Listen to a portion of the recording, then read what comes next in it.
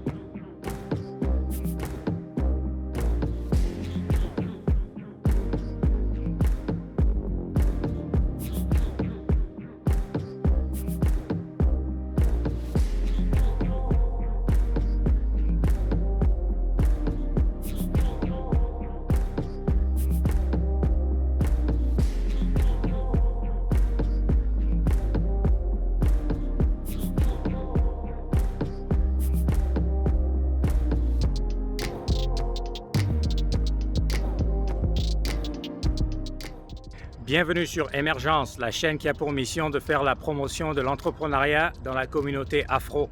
Si ce sujet vous intéresse, n'hésitez pas à vous abonner, partager massivement cette vidéo ainsi que tout le contenu de la chaîne avec vos contacts. Il y a généralement deux obstacles qui empêchent la plupart des gens à se lancer dans l'immobilier: le manque de connaissances et le manque d'argent. Aujourd'hui, je parle rapidement d'une petite astuce, d'une petite stratégie qui permet à monsieur tout le monde, madame tout le monde, à se lancer dans l'immobilier et à progressivement, passivement accumuler un portefeuille de biens locatifs. La stratégie dont il s'agit, c'est donc le house hacking. Je n'ai pas le terme en français exact et l'exacte traduction en français, mais en fait c'est habiter une maison avec l'intention de l'optimiser, ajouter de la valeur ou laisser donner un peu de temps au temps pour que ça puisse ajouter de la valeur à la maison, et ensuite déménager afin de mettre cette maison en location. Et ce cycle se répète plusieurs fois. Donc dans ce cas-là, par exemple, j'achète une maison, ma résidence principale, j'y habite pendant un an et demi, et après un an et demi, je déménage, je vais acheter une autre, mais la première maison, je la mets en location. Alors, cette stratégie-là, ça demande à ce qu'on ne s'attache pas, on ne soit pas attaché à ce bien locatif, ce premier achat surtout, qui peut avoir un lien sentimental avec ce bien-là. Mais en tant qu'investisseur immobilier, c'est important de ne pas s'attacher à ces biens-là. Il faut regarder ça avec un aspect, avec des lunettes, on va dire, de business. Donc, acheter une maison, y habiter pendant quelques temps, la valeur de cette maison augmente, que ce soit la valeur forcée de la maison, c'est-à-dire certains travaux d'amélioration, de rénovation, ou bien avec le temps. Généralement, dans le marché canadien où nous sommes, Toronto, Vancouver sont les marchés les plus chers, mais là où aussi l'appréciation est la plus rapide. Mais aussi au Québec, Montréal, Gatineau, il y a aussi une bonne appréciation des biens immobiliers.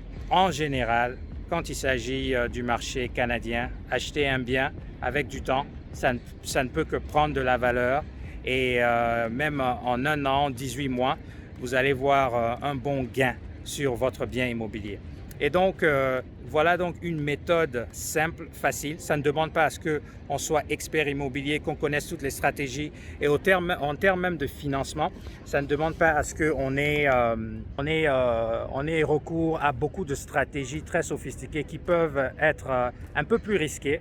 Des stratégies de financement créatif qui demandent un certain niveau d'expérience dans l'immobilier. Donc, monsieur tout le monde, madame tout le monde connaît le processus pour s'acheter et acquérir un bien immobilier au Canada. Et le plus important, c'est que ça demande moins d'argent que si on doit acheter un bien immobilier et ne pas y habiter. En fait, c'est ça la clé. Quand tu habites une maison, généralement, on appelle ça propriétaire occupant, ça demande seulement 5% du prix d'achat, 5% d'apport ou de mise de fonds, 5% au lieu de 20% quand tu n'y habites pas. Par exemple, moi, si j'ai ma résidence principale et que je veux m'acheter un autre bien immobilier, que ce soit une maison unifamiliale ou bien un duplex, ça va me demander 20% de mise de fonds, 20% d'apport si je n'y habite pas. Mais si j'y habite, ça va demander seulement 5%. Donc voilà une façon de contourner la mise de fonds, l'apport qui est plus élevé quand on n'est pas propriétaire occupant, c'est simplement d'y habiter. D'où le terme house hacking.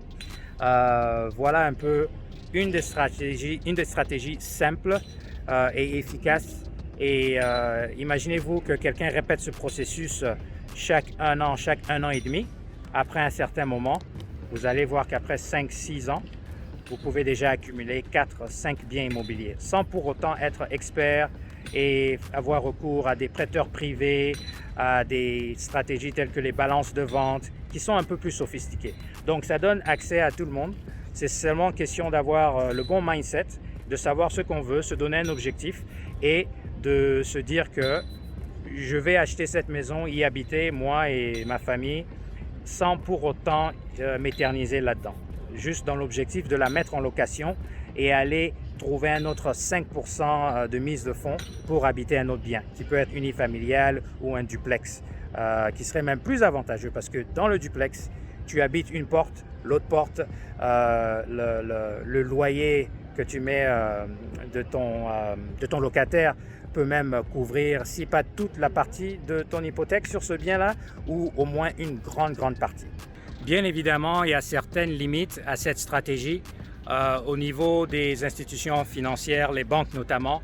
Après 5 ou 6 fois qu'on repart vers la banque pour obtenir une hypothèque, quand on le fait 5 ou 6 fois, à ce moment-là, ils se posent peut-être des questions. Ils vont peut-être ne pas vouloir prendre ce risque-là de vous financer sur vos projets, voyant que vous avez déjà 4-5 hypothèques en cours avec différentes banques ou avec la même banque si c'est accepté. Mais au moins, vous aurez déjà à ce stade-là accumulé au moins 4 ou 5 biens locatifs qui auront apprécié en valeur, c'est sûr. Et à partir de ces propriétés-là, même si le financement au niveau des banques s'arrête, ils ne sont plus prêts à vous financer, vous avez déjà suffisamment d'équité sur cette collection de biens locatifs en votre nom pour pouvoir tirer l'équité là-dessus, emprunter, utiliser ça comme levier pour financer d'autres projets et commencer d'avancer. Donc cette stratégie, c'est vraiment pour les débutants qui y vont avec peu de moyens, qui peuvent contourner l'exigence de 20% pour un propriétaire non occupant, mais seulement avec 5% pouvoir accéder à un nouveau bien immobilier chaque un an et demi, qui est une durée minimale pour occuper un bien avant d'aller chercher d'autres financements au niveau des banques.